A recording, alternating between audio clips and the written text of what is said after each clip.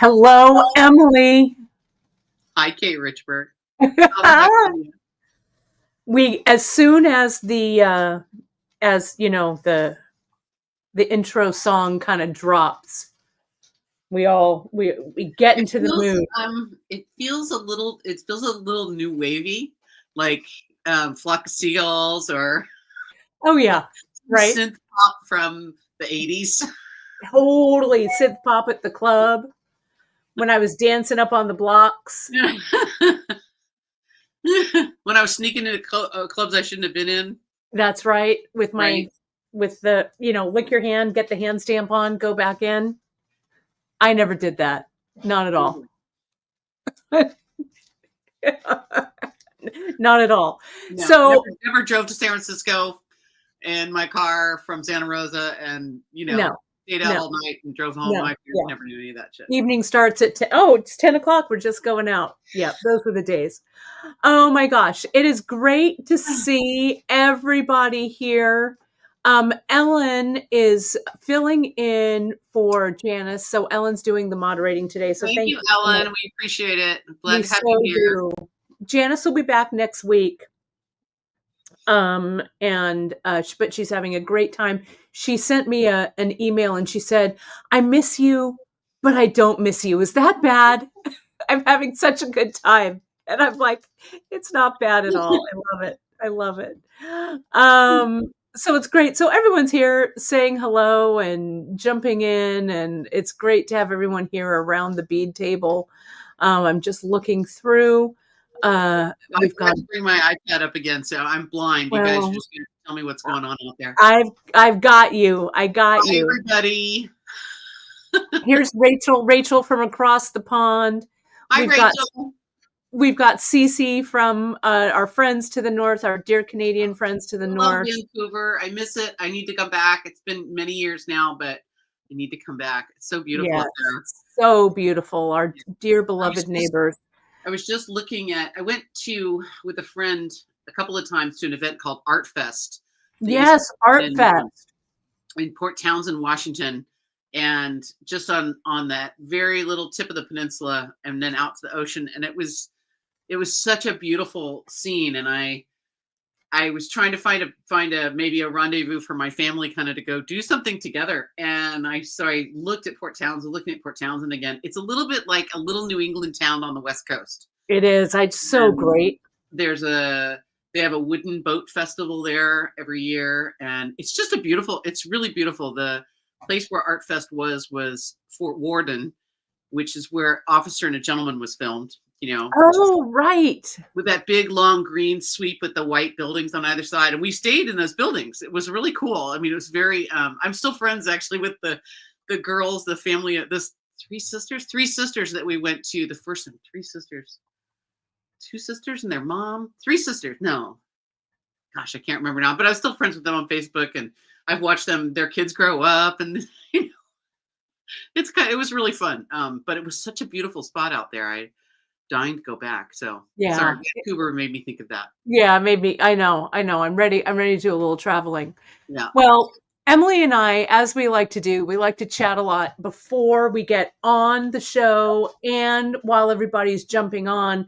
Emily and I were chatting about a couple of things that I wanted to share. I have decided that I no longer care and I'm just going to eat candy. So, um, Chris laughs at me and says that the newsletter is fueled by Sapporo and Nerds candy.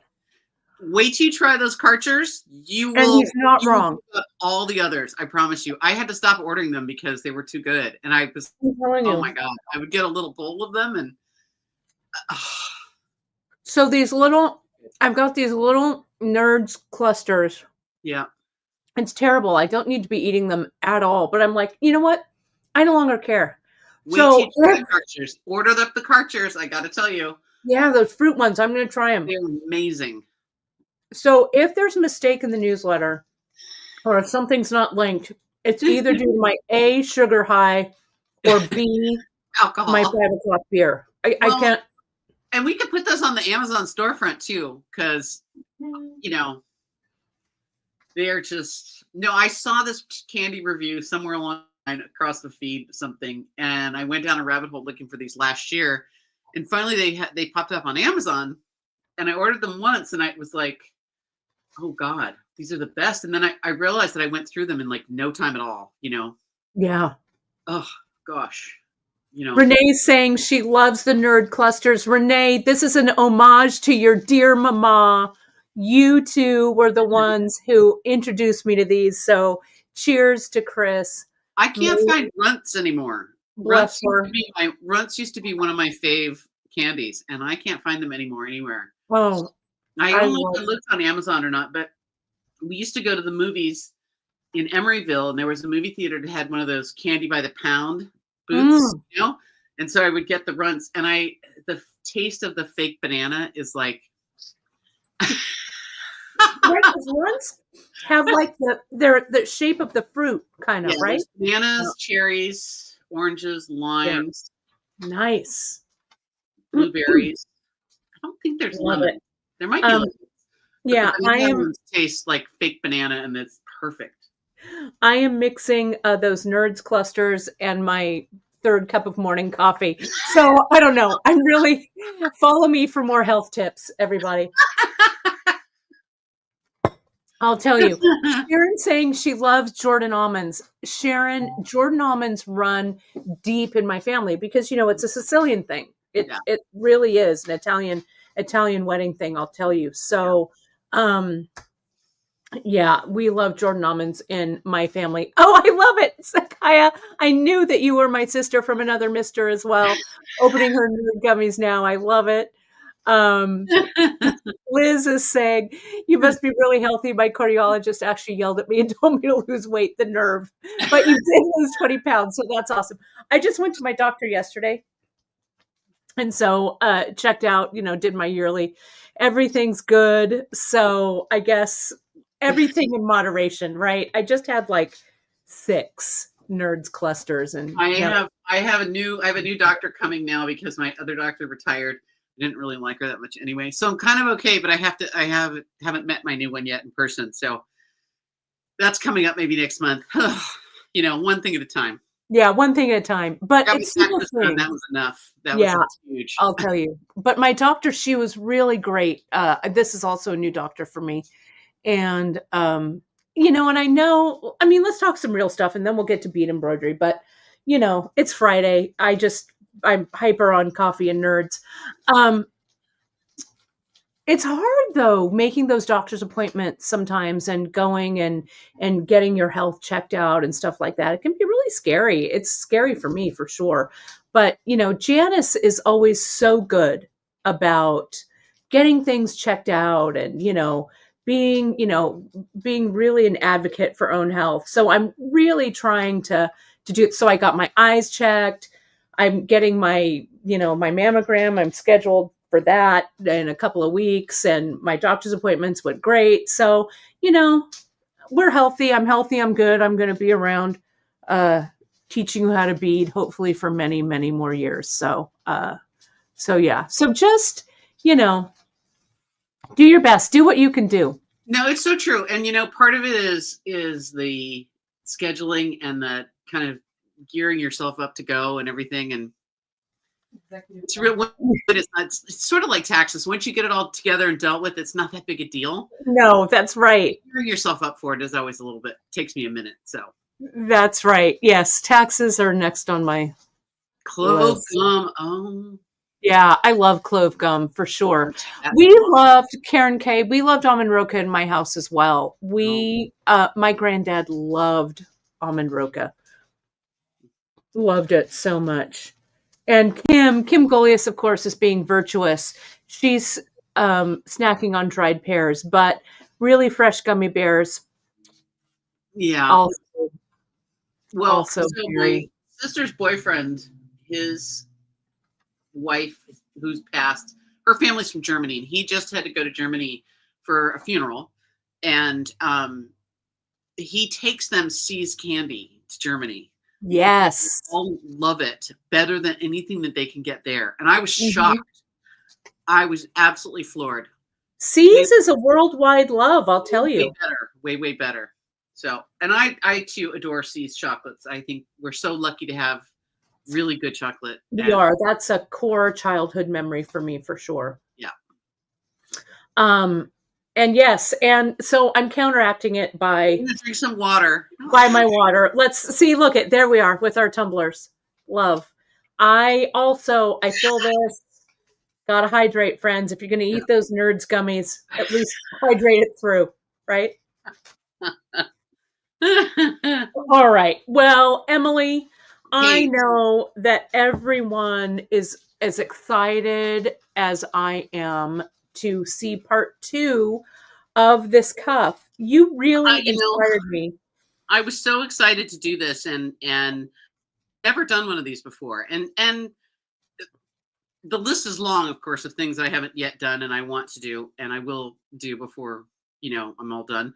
But I was really excited to do this, and I'm really it's so interesting, and it reaffirms my mind that every time you take on a new project, not only do you learn new things, you learn core things better, and you build up your confidence about what you can do with your skills.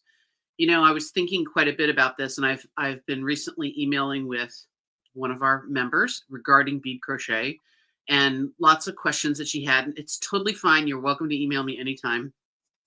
But it also kind of gets me to kind of about how we teach and what our kind of our goals are for teaching. And I think my goal is always for you, if you're learning how to do something I'm showing you how to do, is that you learn it your way, and Mhm. you also learn it kind of without the fear of it's not going to turn out. You just dive in and kind of go with it. And if I Right. give you a project that's very specific, and the project that we're doing next is very hyper specific, you can adjust that any way you want. If you want to use bigger beads, do it. If you want to use smaller Right. beads, do that. If you want to use different color, feel free. When I give you a project like this that's more um, organic, and you can do really whatever turns you on with the design and everything, then I'm kind of worried more about like mechanics of how this kind of all goes together. Right. Once you've learned one kind of set of mechanics, you should be able to puzzle through and find out that answer for that next mechanics. And there Mhm. really isn't a right way or wrong way to do most of the beadwork that we're doing. There's tried and true methods, there's threading needles, there's putting things together, but I want you to enjoy what you do, but I also want you to experiment. Don't Yeah. always have to follow bead to bead whatever Kate or I do. No, 100%. You know, And um, and I think when you learn a new skill, you will apply that backwards into things that you've already done. You know, so I just I want you to learn, but I want you to also do your own thing, and certainly feel that if you get to a point and it's 10 o'clock at night and you're on another time zone from me, and you're not going to get an answer maybe from me at 10 o'clock at night, think about what we did to solve other problems, right? Mhm. And think about that. My kind of core way of doing things is to do things that are kind of repeatable and secure and durable. All those things that come with bead weaving, and fulfill a few of those things, and you're done. You've got it. Whatever you did was right. Was Yeah. right for that time. So No, 100%. And I really resonates, Emily, with laying in what you say, laying in a really good foundation, which you did with this project. It really spurred me on to do this bead embroidery mhm. on this I love that bangle. with that channel. And we've been talking about bangles here for I don't know 9 months. We've been talking about bangles, Right. bracelets, and working on this. And I love that you came up with something that was very organic and very you Yeah. on something that off of leapfrogging off of something we're doing here. So Yeah. I'm thrilled with that. Uh, Well, and it really just inspired me. All of your stitching and your seed bead work, and I was doing this butterfly oh piece. yes, I wanted to talk to you about that brick stitch too. Because I love Right. it. Yeah, well, you with this freeform butterfly and the brick stitch butterfly, I always used to joke that the only seed bead stitch I knew was peyote stitch, and that's all I ever wanted to do. Right. But you have really, over the years, brought me around to especially brick stitch. The brick stitch, I think, is so adaptable. And playing around with that bead embroidery, or the bead embroidery, or whatever the bead pattern Oh yeah. thing that I'm working with. Yeah. It's really super, super fun. So Mhm. all that credit, my friend, goes to you for inspiring all of that. Well, I'm hoping to also convince you to do more square stitch and Yeah. more right angle weave, because I Yeah. got things coming up that Well, right I, angle based, and you're yeah, gonna go, oh yeah, I need that. yeah. Well, You know? right angle weave, I've actually been looking at it because there is in the pattern making program, there's a right angle weave. You can interpret whatever it is you want into the right angle weave. And I'm like, oh, well, there goes that. So, yeah. So I don't know. I just, maybe it's the meditative quality of putting the needle and thread to the beads and the fabric. That's always been something that kind of calms my crazy mind. And in these crazy times, we need as much mind calming, I think, as we can get. Right. So I'm embracing it along with my nerds, my, uh, my Stella Artois, and my Yeah, Brit. stop watching. I don't watch the news anymore, so No, no that news. that No takes news. a lot of the angst off right No there. news. Yeah. No No news. news. I'll listen to the radio, but Yeah. no more Yeah. watching Yeah. on the A TV. little bit of doom scrolling at 3 a.m., but I try and Well, yeah, rein Substack that in. though. I got to tell you, Substack has been my new jam, my new go-to for jam. Same, Yeah, same, yeah, same. Thank goodness. yeah. So let me solo your fabulous cuffs, and let's get this show on the road, my darling, darling. Well, I really enjoyed doing this, and I am wholly kind of in love now with this green Yeah. and bronze kind of combo. Same. It's I have another color combo too that I'm going to show you in a couple weeks. That's turquoise and banana. Speaking of bananas, Turquoise banana pants. well, and I just did a little sample, a little swatch. Oh, that's another thing. Please, please, please do swatching if you Yes. are in any doubt about beads working together before you sort of sit down and kind of invest in a big project and you're committed. Do a little swatch. I did this banana and turquoise colored swatch, Yeah, it's so pretty. and I did it with the Fireline in the smoke.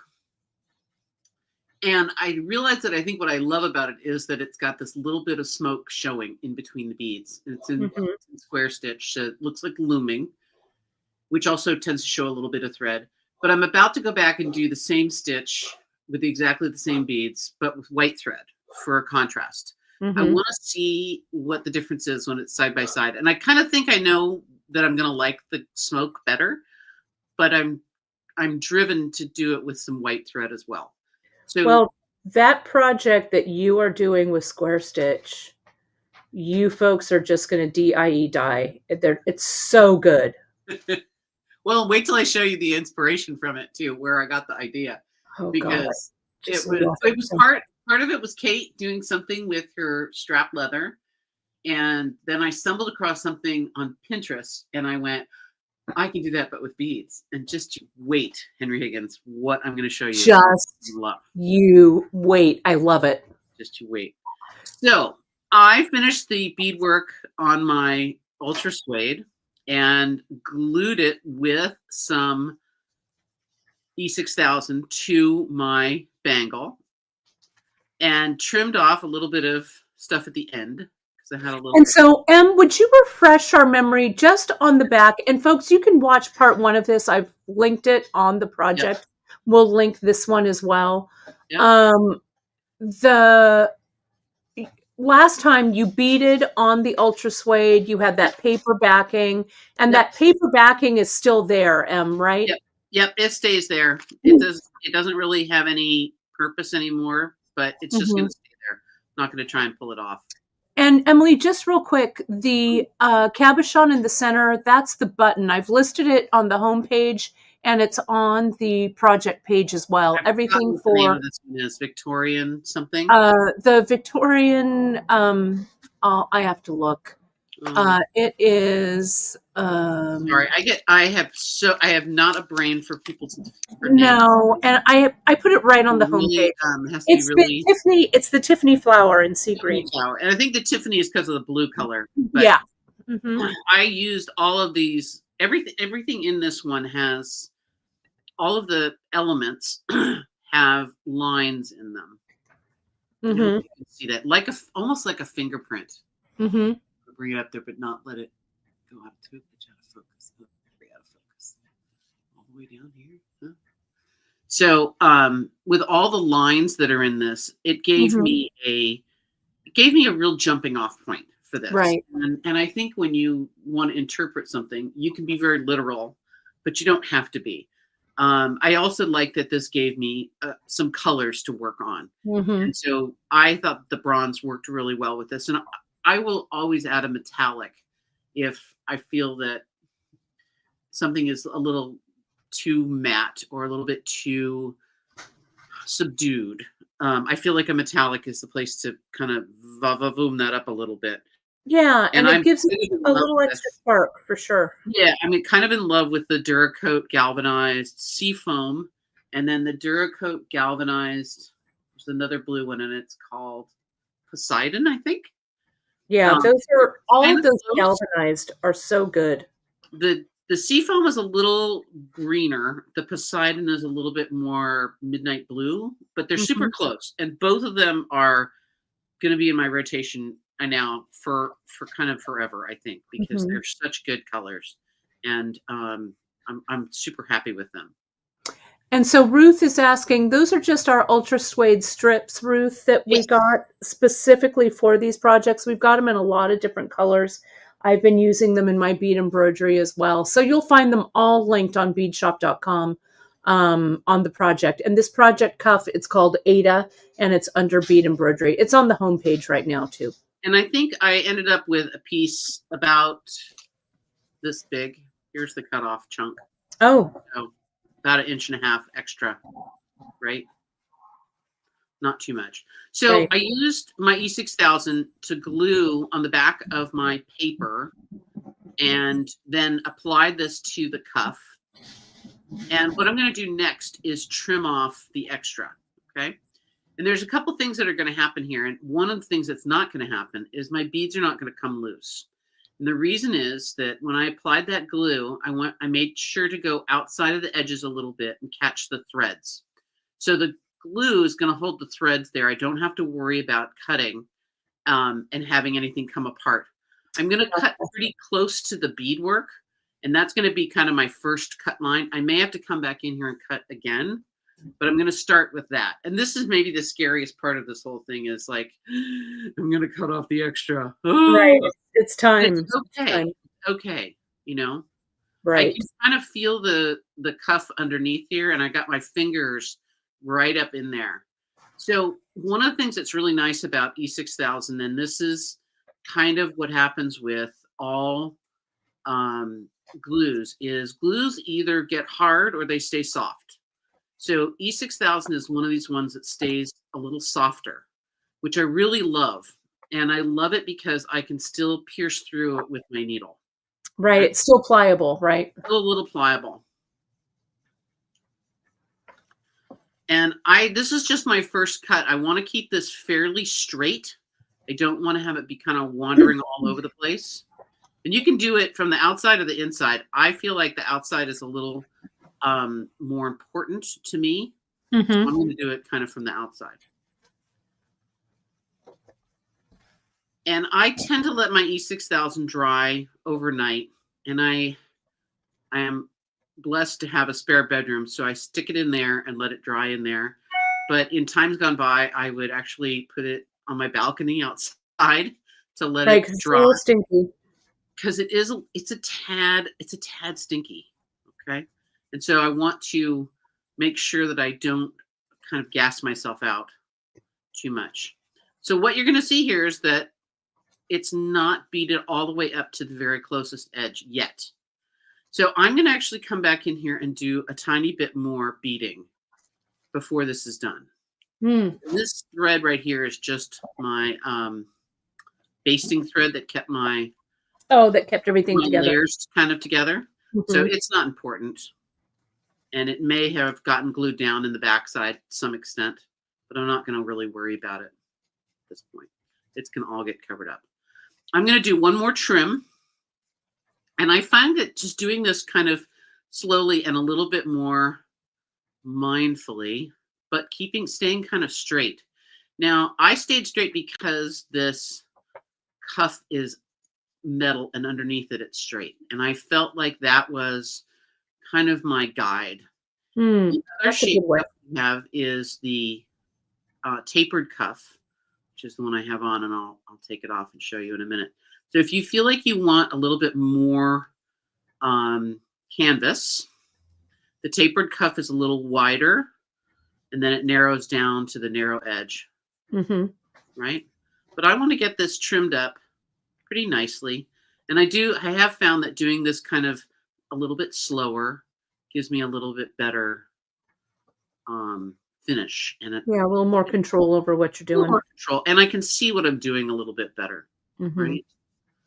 So I will go in and do a little bit of stitching in here before I finish gluing on my interior.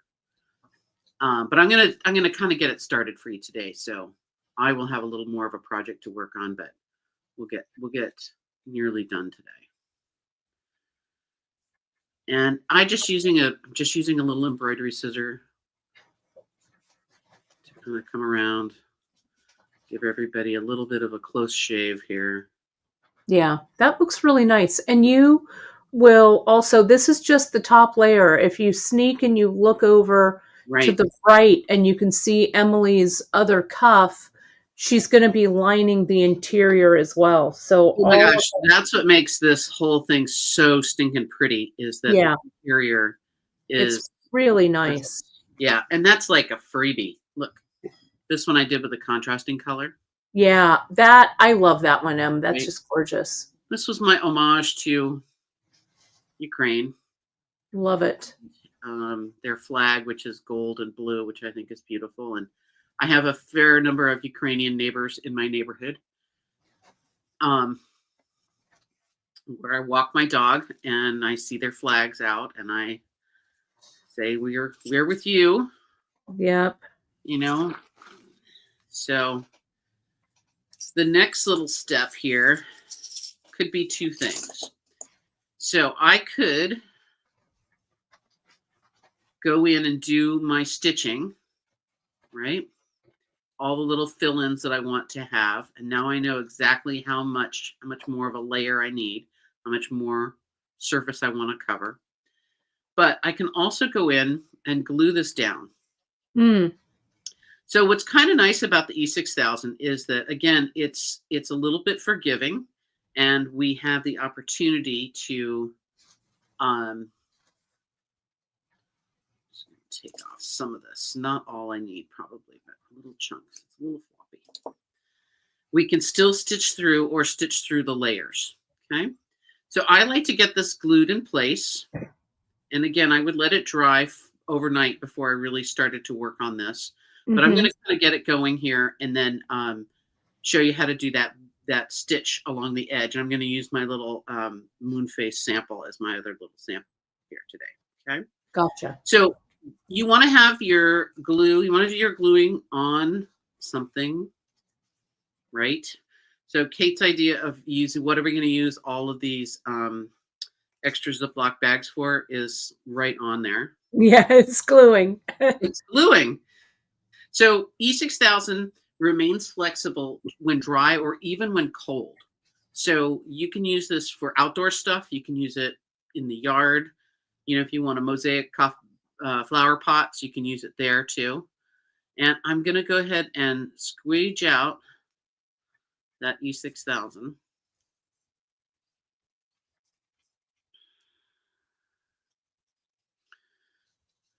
A little bit more in here. Probably going to use up this whole tube here.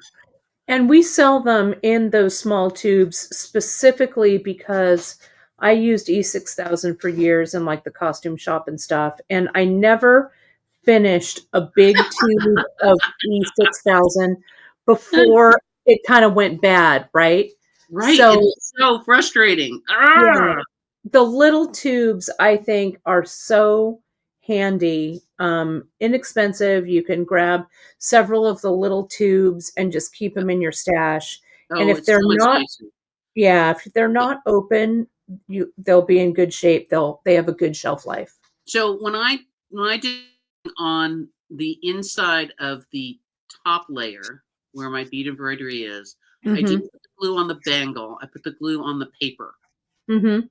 All right. And I went outside the edges a little bit so it glued down all my threads that might be hanging out there.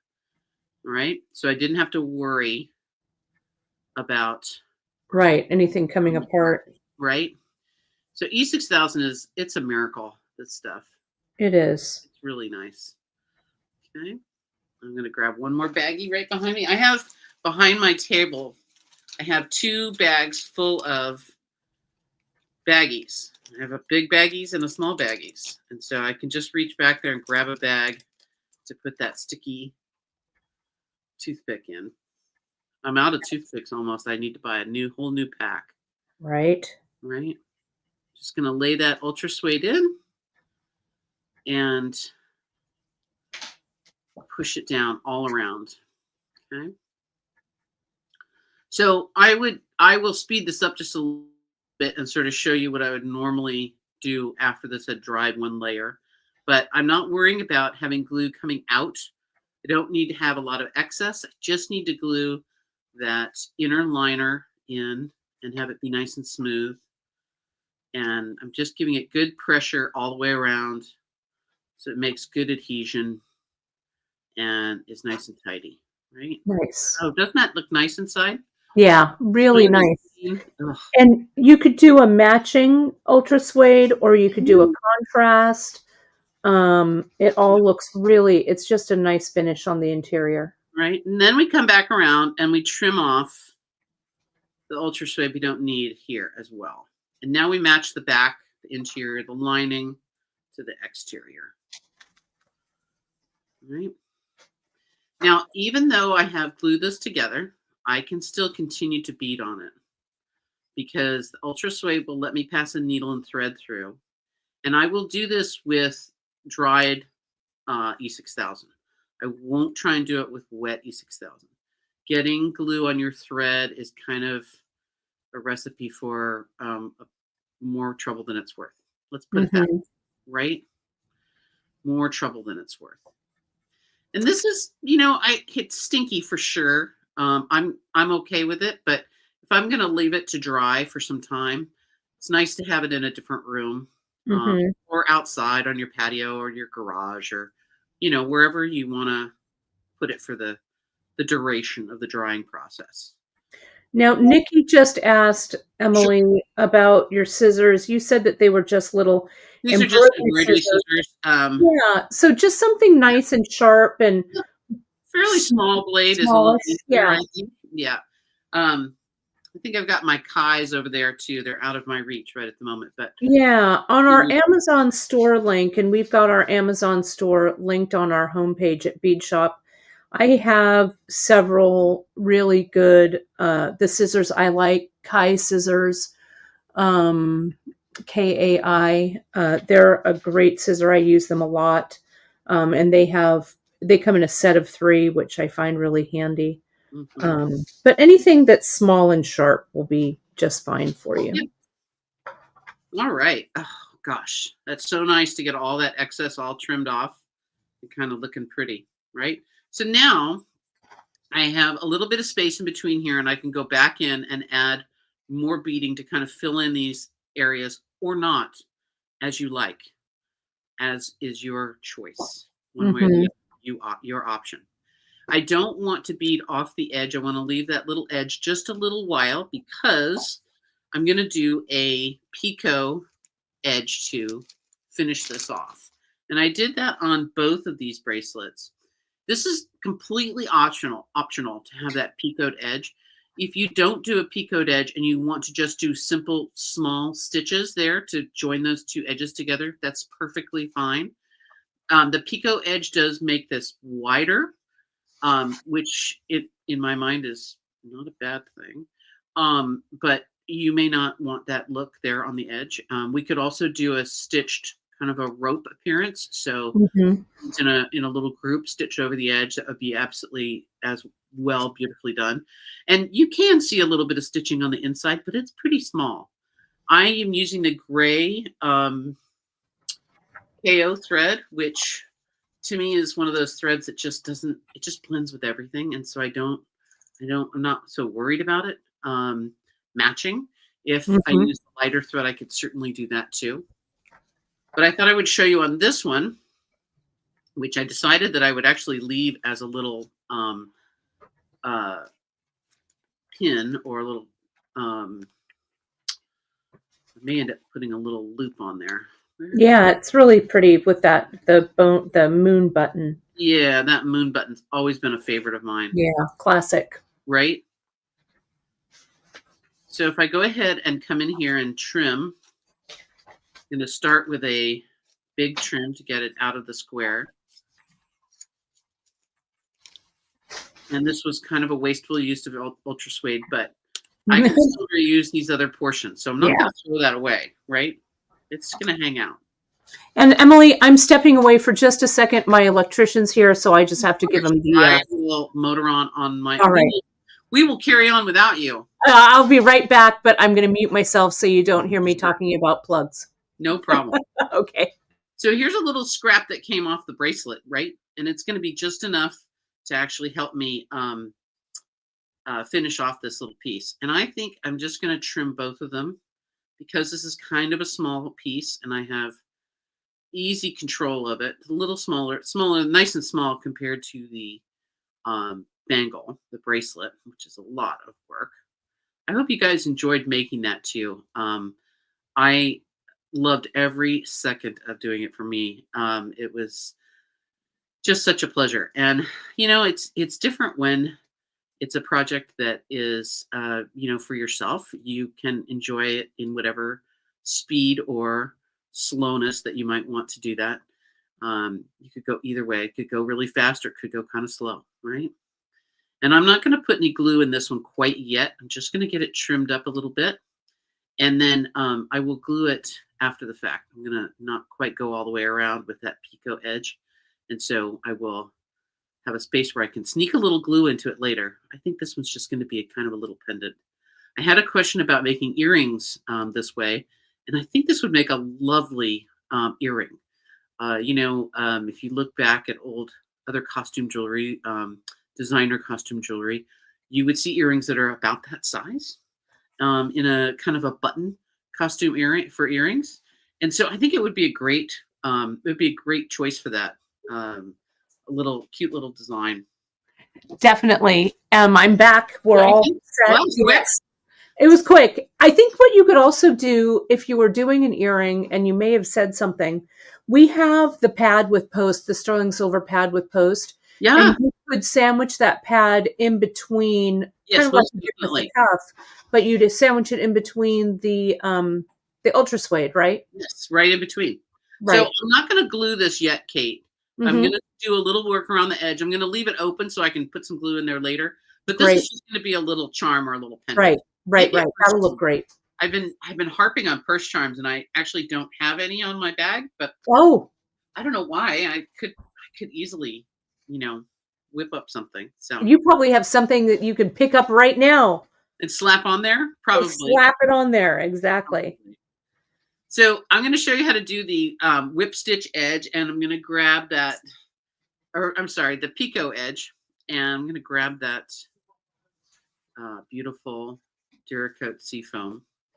Yeah, the Poseidon Blue, the Seafoam. I don't know which one I like better. I really like them both. Yeah, I'm using right now. It's the 4215. This might be the Seafoam. I'm not sure. It's the one that's a little more green. I love it so much. 4217 is the Seafoam. I think 4215 is the Poseidon Blue. It's so good. It's across the room, and my levitation skills are not working right this moment.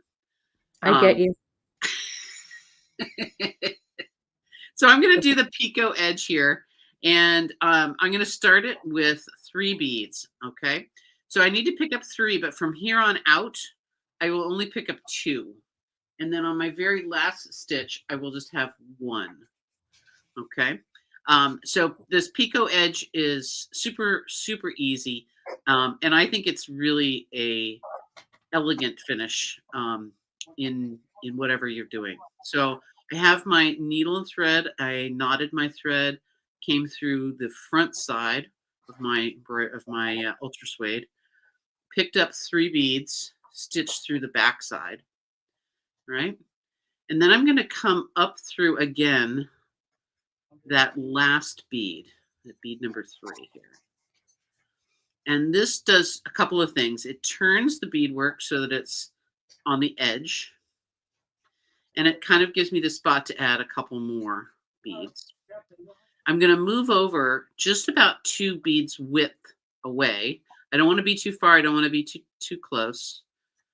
And I'm going to come through from the back again to the front with my needle and thread, pull that up, and come back through the last added bead. So at this point, it's number 2. Nice. And Now, this kind of goes right along the edge, and I think it looks really great. Yes, go I think ahead. it does look nice. There's a quick question that Caroline has here. The stabilizer for the moon, it was the same as you did for the cup. I just use a piece of notebook paper or printer paper, notebook paper. Listen to how old I sound. Right. Some college rule. Binder paper? No. I just used some paper from my printer. I pulled a piece of scrap paper out of there. I mean, it can be in the trash, something that you've got printing on one side, doesn't matter.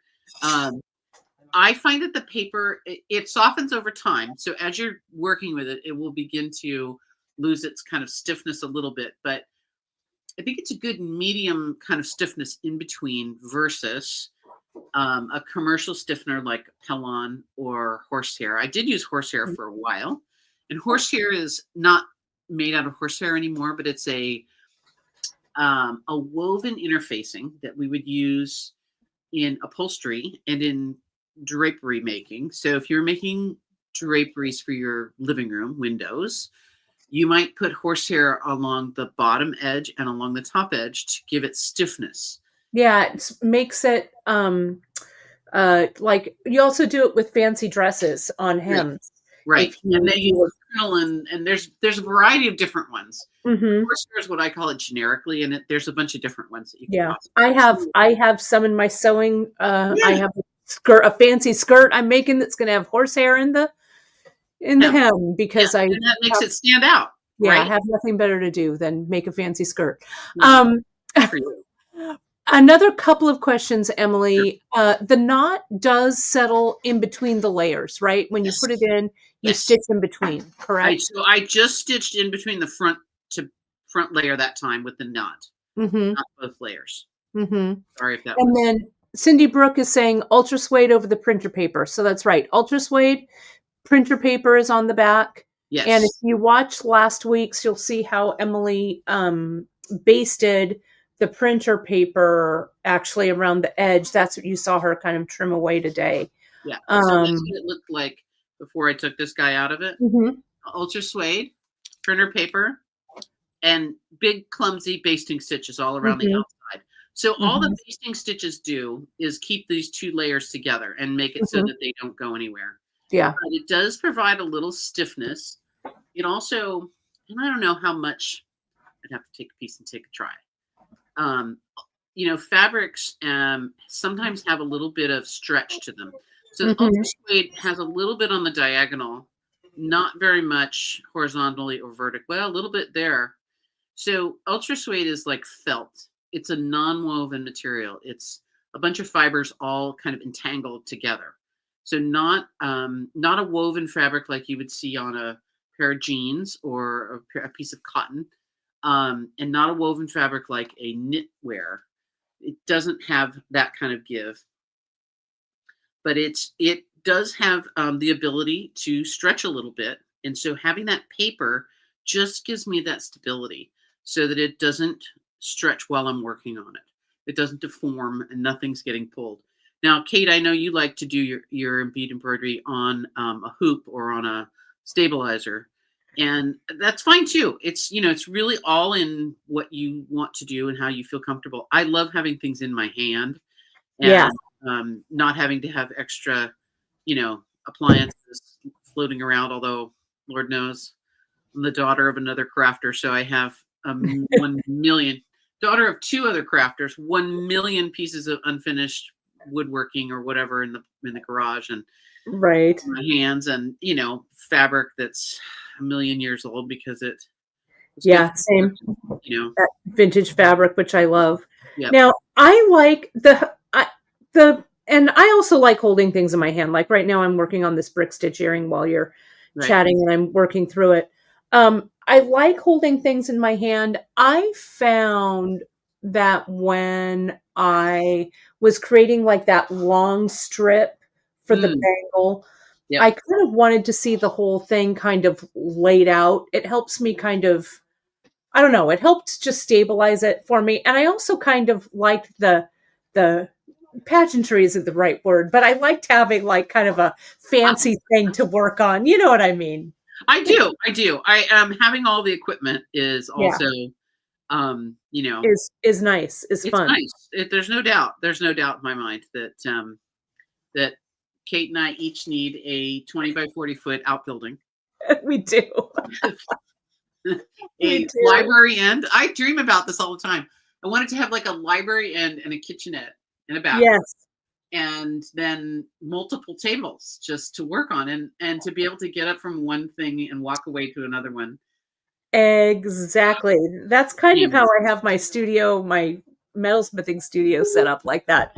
Go from one machine to another. yeah, and Um, my studio in here in my third bedroom is also very much like that. I have yeah. on the You other kind of, side of the table, I have some metal clay and my sewing machine set up right yeah. now. So You can just kind of go from spot to spot. There's a yeah, couple of other comments here. Dawn is saying something about 50s dresses that were so full. I love them. Dresses that take 6 yards or so. I'm working on one now. The skirt is giant. I wanted to give you folks a great reference if you're into sewing vintage like that.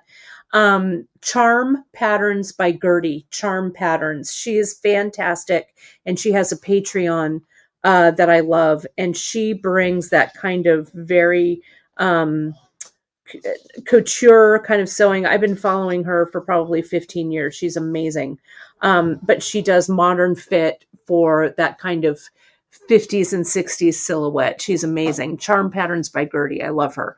So you I know, wanted to give um, that that call out right there. and I would love to put a plug in for what used to be a local fabric store for me, but it's not any longer. Stone Mountain and Daughter. Yes, Stone Mountain and Daughter. So they carry now only independent pattern makers. They no longer Yes. carry the big three.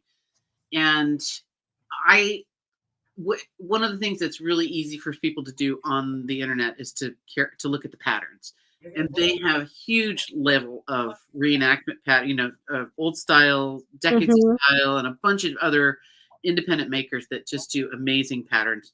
So I would always recommend them.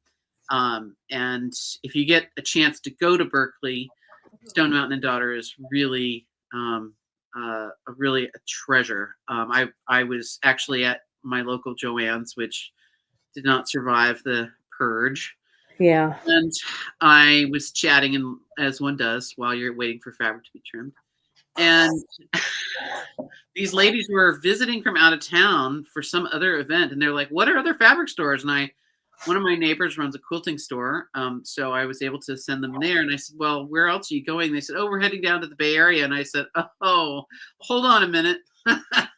Yeah, Busily like mapping it on their phones while we were standing there waiting for our that's right.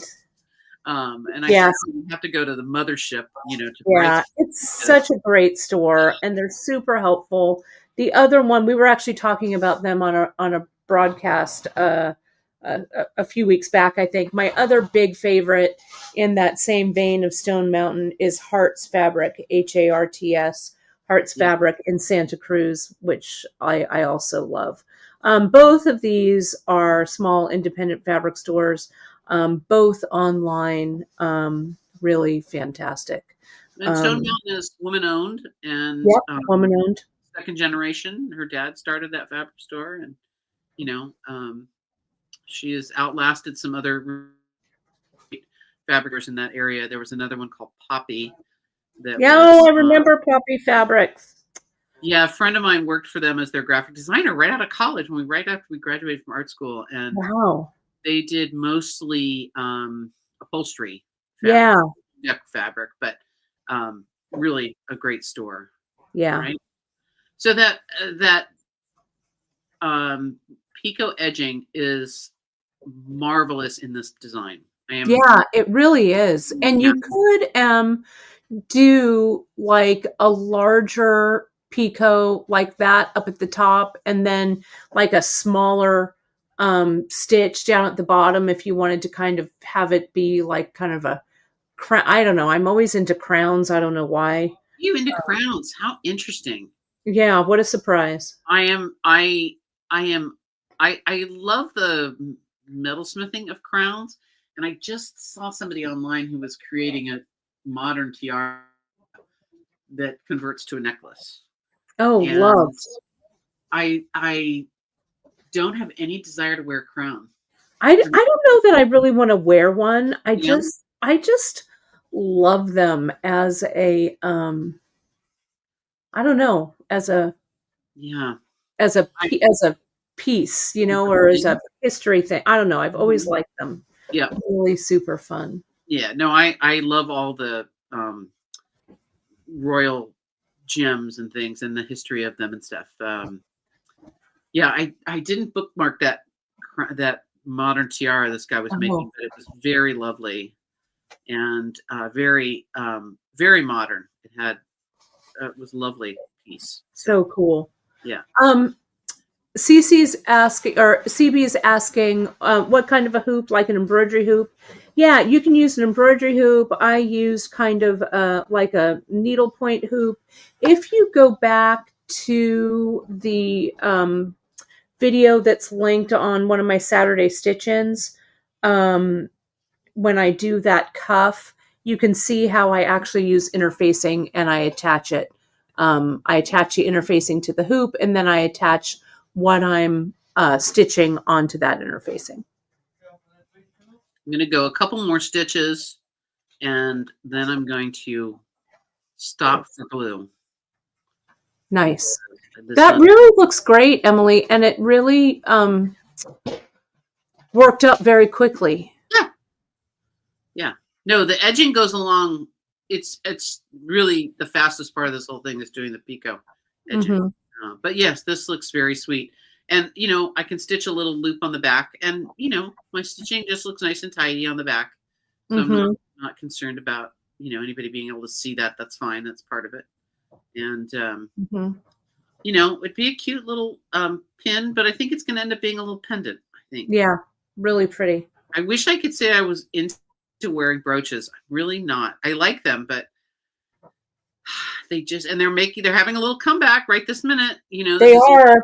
Brooches have always been in my lexicon, so yeah. thankfully I am in vogue at the moment. I have a whole collection of them, but I just don't. Yeah, I love them.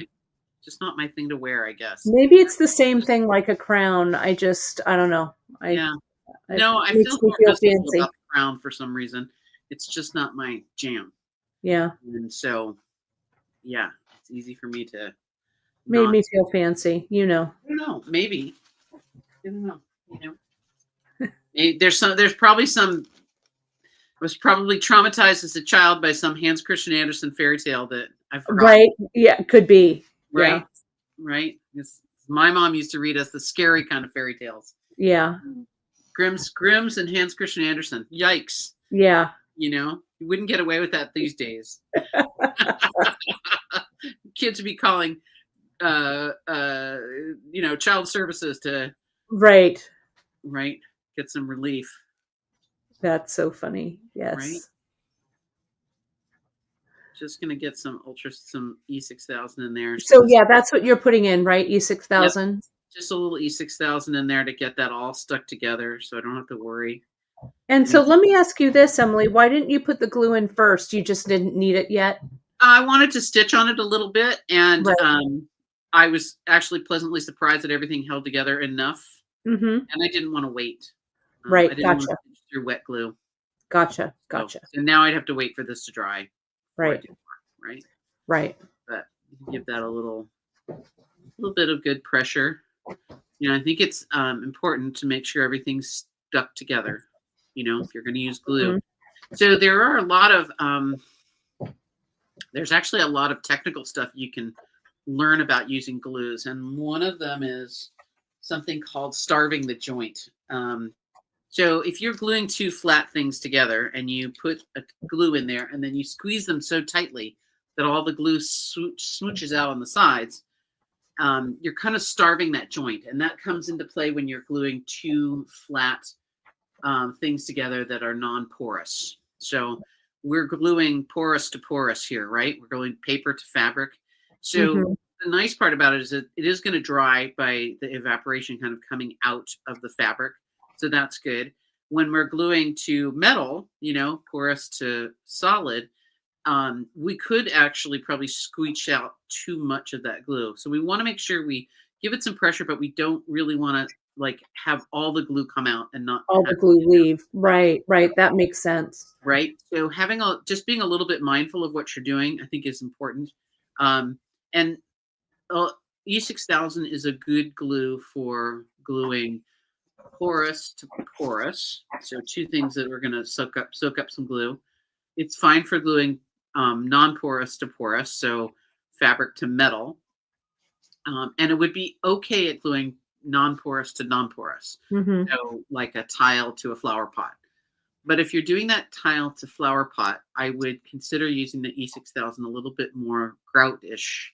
So putting on a little bit heavier amount and pushing it together, but not squeezing it so all the glue comes out the sides, because then you don't have any material joining Right. those And the two glue things, there. right? That's a Although really good point. that tile and a flower pot actually are both probably porous anyway, slightly. Mm-hmm. Although it would take a lot longer. But so E6000 is really great for this. If we're gluing things like um, something non-porous, like a bead, to something metal, super glue actually might do a better job. Mm-hmm. Like our zap glue.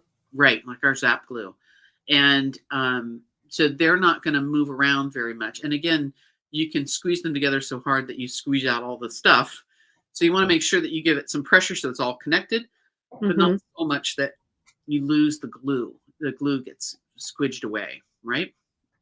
Um, the thing I like about uh, uh, the one we use for thread, the Oh, GS our GS hypo. Mm-hmm. is that it's a little goopy. It's a little thicker than the super glue, and it doesn't wick down the thread. So the super glue is so Right. thin that it will, like candle wax in a wick, it will actually move down the fiber, and it tends to make the fiber a little bit brittle. So Mm-hmm. the GS cement does not do that. So we've got like three glues that we use all in these different places. Super glue, E6000, hypo cement. I probably use hypo cement more than anything. Yeah, same. Um, and maybe then super glue and E6000 about equal, Mm-hmm. depending on what I'm doing. But E6000 for this position is just it's absolutely the right material. And so let me ask you this. Kim Golias had a question about gluing at this point. Sure. Do you think that gluing is really needed, or could you skip the gluing point? I kind of feel like it's going to give me a little bit better, flat, more consistent Yeah, backside from here on yeah, out. I agree. So in that point, yes, Kim, you're right. I might have been able to get away without it, but I do feel like that's going to be a little nicer looking forevermore. Hmm. Any bubbling or bowing. When I talked about the ultra straight having a little bit of stretch, I wouldn't want it to get stretchy later and not be as nicely finished on the back. So Right. That makes sense. yeah, Thanks, Em. yeah, absolutely. I'm gonna check this guy. He's coming along, but I'm sure he's not dry enough to work on. So a little bit more work to go on this one, and then we're good. You know, Kate, I looked at posting a poll in the Facebook group, and I don't think I have permission to do that. So Oh, I need to alter your permissions then. okay, or I'll tell you what I want to post. So Okay. my question for all of you is: do you like these multi event lessons, or do you really want to try and do it all in one go? And this is important for the next couple coming up. We are also going to be doing the beaded Christmas tree coming up, and Mm-hmm. multiple. And the other one I have that's coming up that we're still hiding from you for the moment is also Mm-hmm. going to have a multiple. But do you like having these multiples with little time in between so that you can work on them and then you know how to finish yours when we get there? Do you like them all in the same week, like on a Wednesday and a Friday? Tell me your thoughts. That's what I'm interested. Excuse me. Oh, bless you. Yeah, people already are saying that they like it in parts. Oh, good, good, good. Parts. I'm going to see though if I can alter your permissions here Okay. on. So I like the idea of having it in parts because it does give you a chance to go away and work and then come back with your questions or come back with getting to see this get finished when you're at that same stage, right? Yeah, I think it's good. Yeah. Let's see. I'm trying to. I like the idea of having, and this was a thought that I had because we used to do when I used to teach in a regular store at Baubles and Beads, or at Pearls, or a couple other stores that I worked at. We'd have multiple things that ran multiple days, things that were on the same day. It's kind of variable. I mean, we have the retreat coming up, and we're going to be together for like 3.5 days, or 4 days, I guess, altogether. Half day, and then 3 days, and another half day. So there'll be lots of time to kind of get through part of the project, and then have questions and debate and talk and problem solve and do all those things too. But I'm always interested to see what you guys might think about having these multiple times, because I like them. I think it's nice not to have to rush and to get to have time to see me do things and things like that. So cool. This was good fun though today. I'm really excited. I'm really excited to see your pieces as they start to progress. So I'm always looking at that Facebook group. And so please, let's get some posts up there. I would love to see where your bracelets evolve to.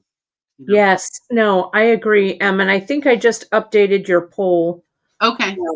Your I will poll look again. permissions. When I I started think. making posts, it didn't give me an option for a poll. So I think Yeah, I think I just enabled it. Okay. Sweet. But yeah, this looks great. I really, really love it. And so this will be linked with part one of the broadcast. And Emily also had you had your little template for this as well, I think, Yes. right? I believe it's on. I believe it's with part one. It is. Part one, it may be in the templates page. Yeah, I think I put it on the handout page. I think you can Cool. grab it there. Let me take this. I think and it just then makes life a lot easier. So Jermaine has a quick question here. Emily, if you were to turn the moon face into a pin or brooch, would you just glue the pin back onto the back, or would you put it in between? I would have put it in between the layers. And Jerome, we had this before in some of the other bead embroidery pieces where we did pin back in between the layers, and you glue it in between the ultra suede. We have a little metal pin back. So you want to take your backing piece and you'll basically cut a couple little holes, open up the pin back and feed it through, and then close it so it's kind of attached to the back, and then go ahead and glue the two layers together, and then you're good. When you glue your pin back on, this is a technical thing, you always want to glue it with the opening for the pin back facing down. So when you put the little pin of the pin back into that little slider, that the opening is facing down. That way, if that undoes a little bit, it still is connected by gravity. If you do it the other way, if it happens to open up, it's just going to slide right out. That's right. Talk about that in those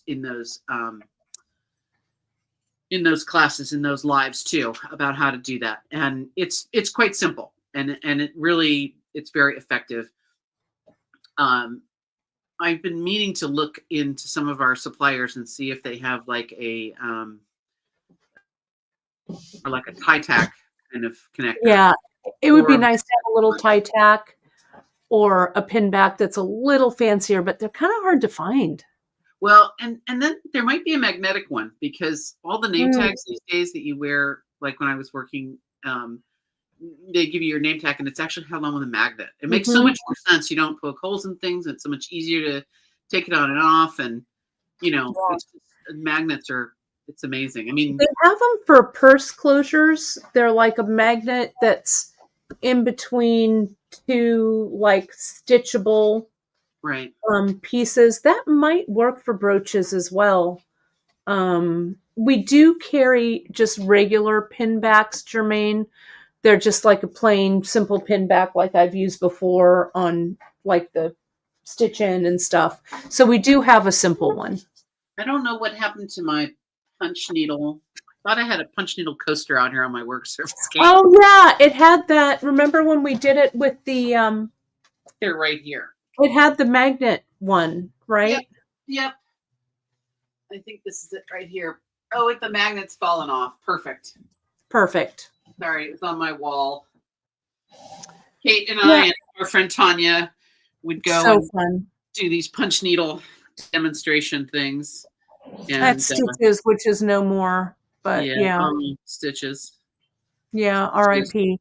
On my Kate Richburg YouTube channel, I think I do a couple of brooch pin back classes. I think there's some demos on there because I make pins and stuff a lot. I have one. Let me see if it's on this jacket. It is. Do you ever encounter a kilt pin? Yeah. Even these coilless safety pins, I use these a lot for crochet. These actually work great as pin backs as well, right? So we're the same way. Right, you could stitch that. Right. This is a piece, it's kind of hard to see. I don't have my overhead camera on, but this is a little concho pin that I made. And there's a pin back, like a tie tack one that's been soldered onto the back there. We're gonna have to do some hunting. Yeah. I think we need to find some, more elegant finishes. This was a fun little piece to make. I remember when I was moving my studio from South San Francisco into our bead shop offices, I was like, I'm going to make one last item. And I made this pin. It's the last thing I made in our beloved studio, Emily. I know. That was such a good studio. Gosh, we had some good times there. Fun days. We had good times and good sandwiches. I don't say it. Our favorite sandwich. There we go. So Kate and I found this place when I used to work at Tanforan Mall. One of the locals turned me out of this place in South City called Little Luca's. Yeah, Little Luca's. It's a really awesome sandwich place. So one of these days we'll get back there and have a Little Luca, huh? Yeah, that was our favorite because Emily and I used to work together at my studio and do some writing and do all kinds of stuff. And I was like, is it Little Luca's Day, Em? We better go. Little Luca's, get it. Oh my goodness. I've never found a sandwich as good. No, so good. Really. So good. Best place. So. Well, as you can tell, food is our love language as well as beads. So thank you, folks, for joining us today. Emily, I am so stoked over this epic project. So good and so much good fun. So good. And thank you, Ellen, for that kind reminder. And thank you for doing this moderation while Janice is off this week. Folks, hit that like, subscribe, and notification button for us. And let me put up right here just our socials and things before I forget. I'm going to cover you up for just a second there, Em. You can hit us up on the Bead Table, our Facebook group, Instagram, and our Pinterest pages. If you go to our Bead Shop Pinterest, go ahead and share some of our pins that you really like. It really helps that algorithm to get people out there to find their way back here to beadshop.com. Also, hit that like, subscribe, and notification button over on YouTube. We really appreciate your support that way. And tag us over on social at beadshop.com everywhere so we can see what you make, see what you use from us, and so we can reshare it. Also, questions, hit us up at info@beadshop.com. We're always on the other side of the computer. So thanks again, Em. We will have you back soon. You have a really great upcoming project in Square Stitch that I'm super excited to share. Let me see. Hold on. When is that? In just about a month, in the All right. 16th of April. All right. So we can all celebrate the taxes will have been done. That's right.